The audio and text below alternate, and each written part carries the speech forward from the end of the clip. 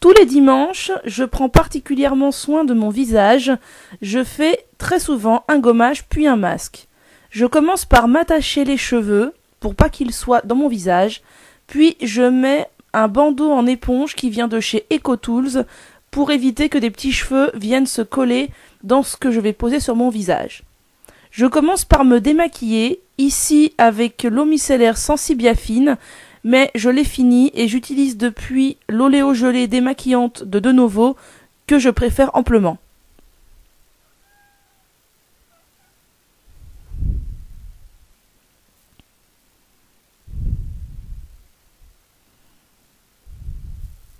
J'essuie le tout avec un coton lavable de chez Les Tendances d'Emma.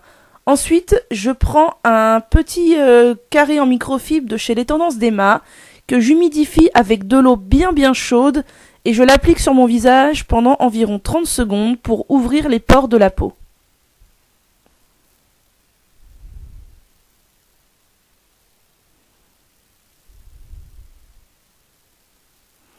J'utilise ensuite un gommage, donc ici la crème douce gommante de chez Fleurance Nature, que j'applique sur mon visage humide. Je commence par bien frotter avec les mains.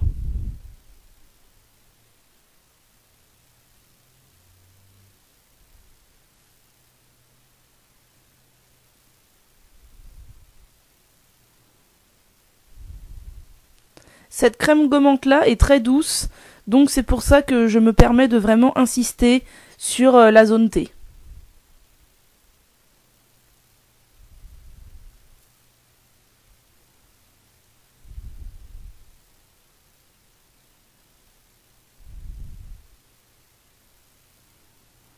Je gomme ensuite mon visage avec une petite éponge loofah spéciale visage que j'ai d'abord mouillée à l'eau chaude.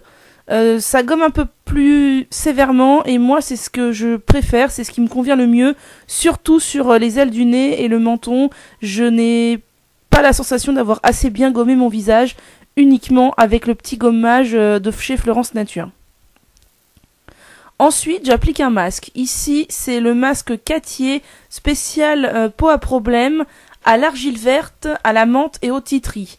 Je vais ici l'appliquer uniquement sur mon menton puisque c'est là que j'ai le plus grand nombre d'imperfections.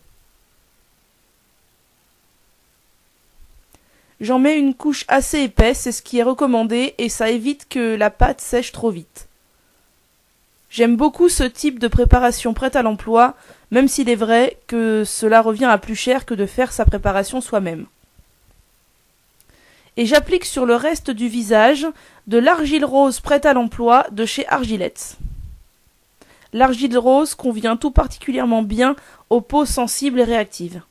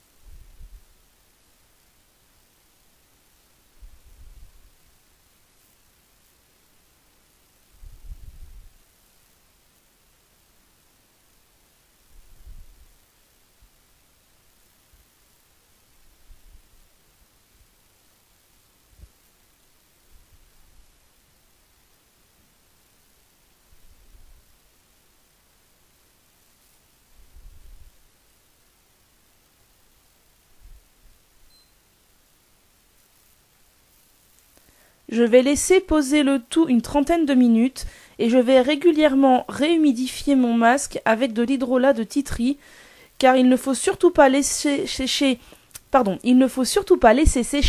un masque aux argiles sur son visage parce que cela va absorber tout le sébum et l'assécher complètement. Donc dès que ça commence à faire des petites zones de sécheresse, je réhumidifie avec mon pulvérisateur. Je vais ensuite rincer à l'aide d'un gant initialement destiné aux enfants de chez Les Tendances d'Emma, mais moi je trouve que c'est la taille parfaite et la texture est très douce pour rincer le masque et c'est beaucoup plus pratique que de mettre la tête sous le robinet et d'en mettre partout.